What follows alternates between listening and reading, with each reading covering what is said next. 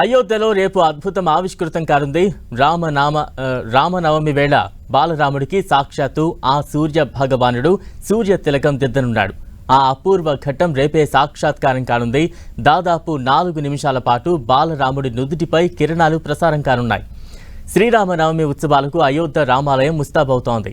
అయోధ్య ఆలయం ప్రారంభం తర్వాత జరుగుతున్న తొలి రామనవమి ఉత్సవాలు కావడంతో ఘనంగా ఏర్పాట్లు చేస్తున్నారు.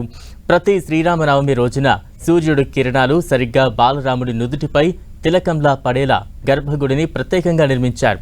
శుక్రవారం మధ్యాహ్నం 12 గంటలకు శాస్త్రవేత్తల సమక్షంలో ఇందుకు సంబంధించిన నిర్వహించిన ట్రయల్ రన్ విజయవంతమైంది.